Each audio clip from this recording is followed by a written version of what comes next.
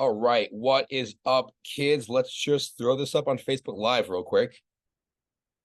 Let's get all logged in. Let's make sure this stuff is all synced up. As you guys know, they make it a hassle to get in here. All right, so let's type this in. Hopefully you guys are having a good day today. The secret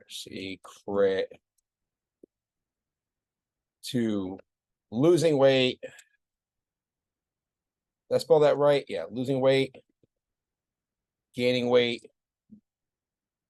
and whatever. I can't type to my left side. Whatever else you're looking to do. All right, we're going to share this to the group. We're going to put it in hashtag the Jason Effect, and we're going to go live. All right. So now that we got through that process, let me just double check real quick to make sure we are live in the room. Make sure that it's popping up. Everybody can see all the stuff and all the things, because I've done plenty of these before and they never showed up. And then I was sitting there twiddling my thumbs. Wonder why nobody watched my video. There we go. And we have it. All right, kids. Awesome. So today's video, we're going to go over, this is a question I get asked by so many people all the time. And it's not just new members or people reaching out to us looking to get back in shape. I'm talking people who've been with us for 5 years, 10 years. Some of you guys have been with us for like more than 10 years, and we really, truly appreciate that too. But regardless of how short the period of time or how long the period of time somebody's been with us or working out in general, these are the same 3 questions I always constantly get.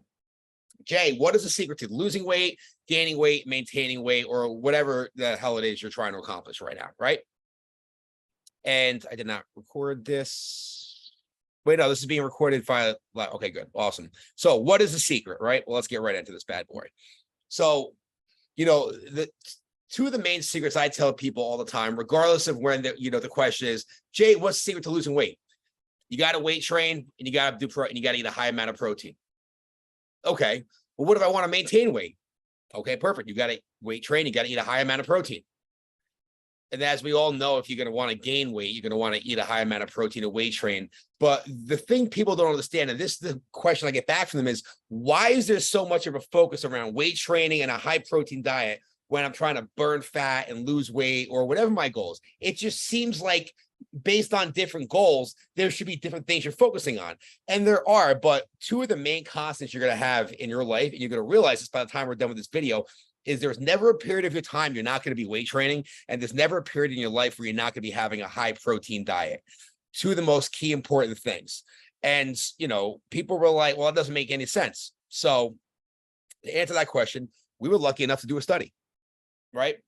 And in the study, we were lucky enough to have 3 identical twins. And the name of these 3 twins, I'm going to pull them up on the screen real quick. We have Bob, we have Dan, and we have Tyler. All right. Now, the reason why we're so lucky to have these 3 identical twins is because Bob, Dan, and Tyler, they all share a lot of the same characteristics, right?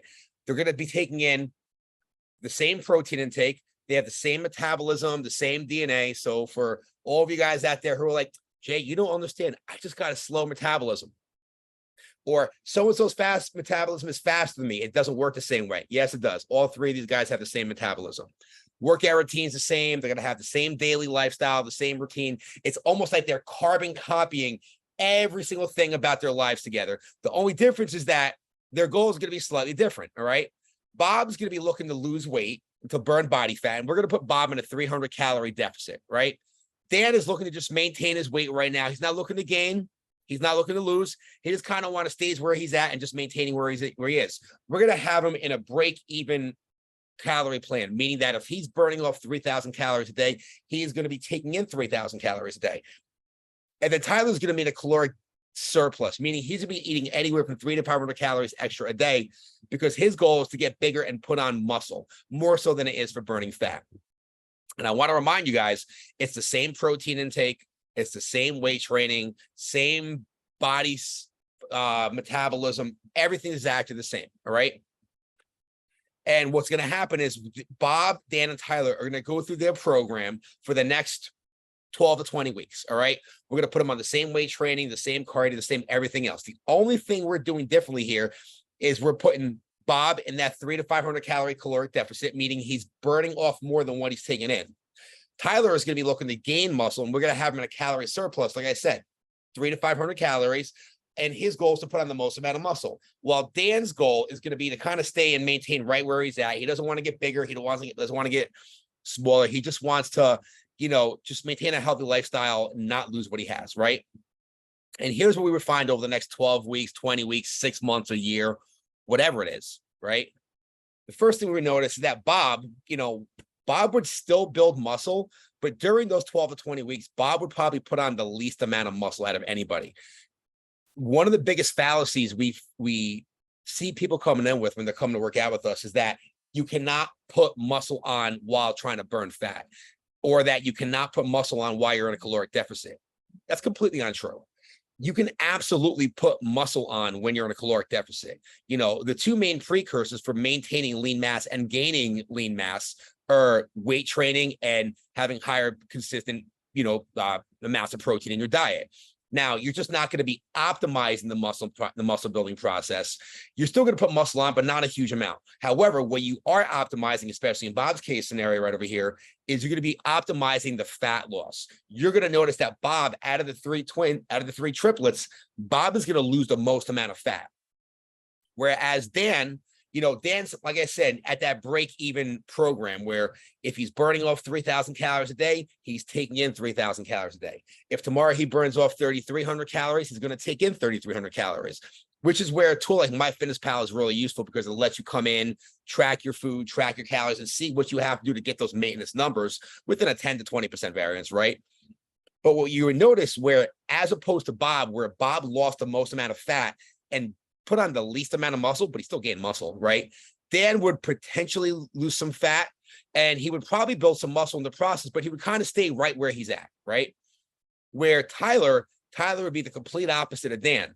Tyler's in that calorie surplus, where what we would notice is that Tyler would most likely build the most muscle out of everybody in the group, but he's also going to be the most likely to put on some fat in the process, right? Which isn't a bad thing. It's really a matter of what your goals are. Now, the one thing that most people aren't going to catch with this is that regardless of whether you're in a calorie surplus, caloric deficit, maintaining, you're going to build muscle regardless of what your goals are, all right? It's simply a matter of whether you're focusing on optimizing your workout routine and your diet for muscle growth, or if you're optimizing it for fat loss. I'm going to say that one more time. You're going to build muscle regardless. And I've done this plenty of times in my life where I was in like super huge caloric deficits, for 6 to 8 week periods of time. You don't want to go too extended with a super big deficit, because then you got to worry about your metabolism slowing down and all that other stuff. But under the right guidelines and under the right protocols, right? You figure like 6 weeks, 8 weeks, 12 weeks most. I really wouldn't put too many of you guys past 12 weeks. But even in a big caloric deficit, you're still going to build muscle. It's really a matter of, are you optimizing your diet for muscle growth, or are you optimizing it for fat loss, right? So people always ask me, well, Jay, where do I want to be? Some people come in knowing what their goals are, and they're like, oh, this is great. And then some people come in, they hear this talk, and they're like, well, I don't know where I want to go now. What do I want to do? Here's what we typically recommend for everybody. At some point in your career, you're going to be one of each of these, whether it's going to be Bob, Dan, or Tyler. You're going to fill their role at some point even this year. Here's my general guideline, right? When you want to lose the weight, you're going to spend your time here where Bob does, in your caloric deficit. You're burning off more than what you're taking in. You're burning body fat. You're still putting on muscle in the process, but you're maximizing for fat loss, and you're optimizing everything you're doing for that extended fat loss, right? You go through, you burn your fat, whether it's 6 weeks, 8 weeks, 12 weeks, whatever your program is based on your goals, right? And then once you lose the weight, you're going to come over here and you're going to live your life over here like Dan is, right? You get to the point where and it's really easy, where I think it's harder to maintain than it is to gain or to lose, because losing, just eat a lot of protein and don't eat a lot of anything else. Gaining, just eat a lot of protein and eat other stuff too. Maintenance is kind of like where you want to get that break even. And I think that's the hardest one for most people, if you're not using a pal like MyFitnessPal, because MyFitnessPal lets you track your calories, your protein, your carbs, your fats, and it really gives you an idea of where you're at, so you can make maintaining that weight and that muscle mass and that body fat percentage way easier than it would be just trying to eyeball it, right? But you lose the weight, you come over here and you live your life like Dan, and then when it's time to indulge, right? Like, for example, Christmas, holidays, your vacations, stuff like that. When it's time to indulge, you come over here and you enjoy those times, right? You put yourself in a caloric surplus.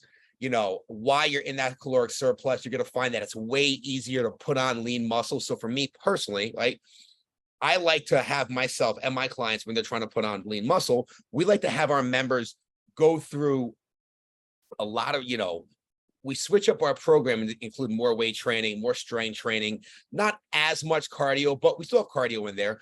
So this way, while you're in that caloric surplus, your body's really able to optimize the muscle building process and you get the benefit from it, right? Like, why fight a losing battle? So you come in, enjoy the holidays, enjoy your vacations, enjoy Christmas. You want to enjoy those times. You got to live your life. But then afterwards, once you're a bloated, overstuffed, overindulged mess, and I say that easily because I know I'm not the only one this happens to, you would just bring yourself back over to where Bob's at, and you would just take yourself back here, right?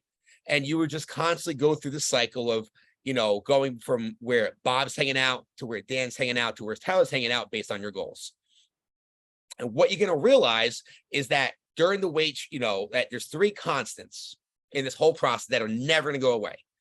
Weight training, because there's never going to be a time where you're not doing weight training, because even when you're in that caloric deficit, let's say your goal isn't to put lean muscle on. Like for a lot of my moms and a lot of the ladies that come in, they're like, oh, Jay, I don't want to get too big. First of all, that's not going to happen. But most importantly, what the weight training and the high levels of protein are going to do for you ladies, while you're trying to really burn fat and get smaller, is it's going to make sure you don't lose the muscle you have, which is very important because, the weight training combined with the diet is going to do 2 things. It's going to let you keep the curves where you want them while losing the curves where you don't want them. But you'll notice if you don't include the weight training when you're trying to burn fat and you're in a caloric deficit, you're going to lose a lot of muscle in that process also. And you end up being like a very deflated, saggy version of what you were before.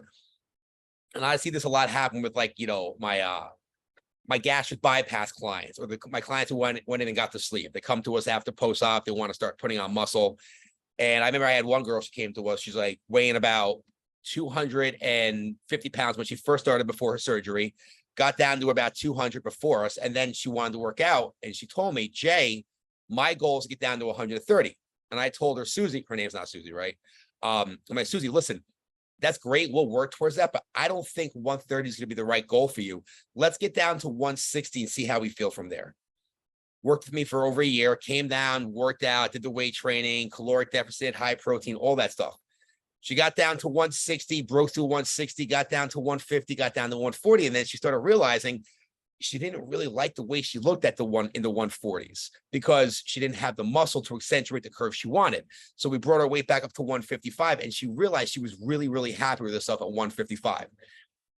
But the way she was able to do that was by having the weight training and the high amounts of protein in her programming while still being in a caloric deficit. The weight training is never going away. The cardio is also never going to go away. This really pertains more to my guys who are going to be doing who are looking to put muscle on or looking to gain the most amount of muscle possible. Well, Jay, if I'm in a caloric surplus and I know I'm going to be putting fat anyway, why would I want to do cardio? Listen, I'm not going out and saying you're going to run a marathon every day for the next fucking 12 weeks, but you do want to keep your heart and your lungs healthy. I mean, listen, granted, yes, the lungs are not a muscle. I get that, but we're just going to say for the sake of the argument that they are. We're putting all this focus on getting muscles bigger and stronger, but the 2 most important muscles in your body are your heart and your lungs. Once again, I know your lungs are not muscles. It's a joke. Just go with it, right? But if you're not taking care of your heart and your lungs, you're not going to be able to perform at the levels and the intensities you're going to need to really maximize some of that weight training. And then at the same time, if you're in a caloric surplus, yes, I'd like to say everybody eats clean. A lot of people don't. You got to worry about like higher levels of cholesterol, heart disease. If heart disease runs in your family, all that stuff. So the cardio is going to help keep all that at bay while you're still in a caloric surplus. And it's going to make sure you don't become one of these guys who's walking around the gym super big. Yeah, you're super strong. You got a lot of muscle, but you ever see the guys just walk around like they're robots in their boxes because they have no mobility. The cardio is going to help prevent that from happening. And then the high protein diet, you're going to realize, like, some people think that once they get to their goal, the high protein diets stop. Like, oh, I lost the weight, I can go back to eating no protein again. Oh, I gained the muscle, I can go back to eating no protein again. Nah, man, that high protein is going to stay in your programming for, because there's never going to be a time where you're not weight training, which means by default, there's never going to be a time where you're not eating high amounts of protein. That's what your body uses to recover and repair itself. So my general guideline is this. At a minimum, you want to try to have your body weight in protein, right? 1 gram of protein per pound that you weigh. Now, yes, some people would argue you could drop that down to 0.75 grams per pound that you weigh. Me personally, 1 gram of protein per pound that you weigh is the gold standard. Figure out however many calories it takes for you to maintain, right? Whatever your body weight is in protein, have that many grams. The rest of the calories that are left over, backfill it however you want, right? Simplest way to do your dieting. I've had people come to us over the years with all kinds of crazy programs. We ourselves have even put together crazy programs for people that are, that are very easy to follow, but they weren't as simple as that. And then whenever I tell people about that method, figure out how many calories you need to hit your goal.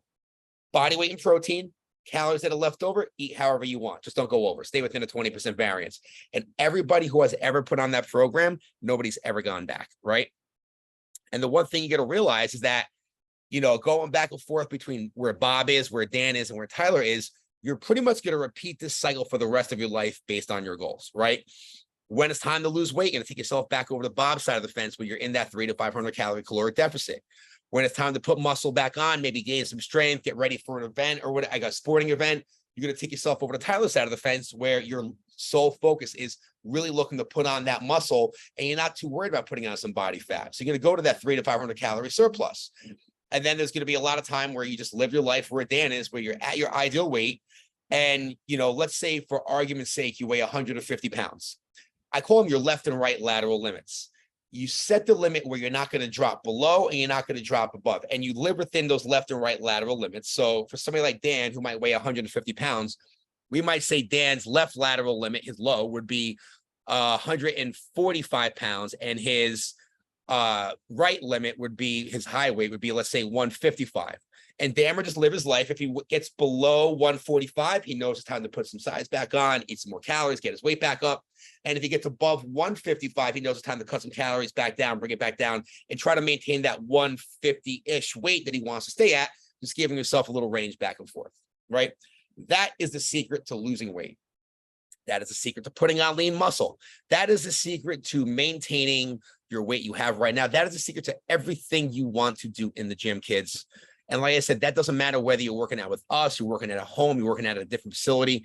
That is the secret to making progress in the gym. If you're looking to lose weight, you got to weight train, you got to eat high amounts of protein, you got to keep yourself in a 300 to 500 calorie caloric deficit a day.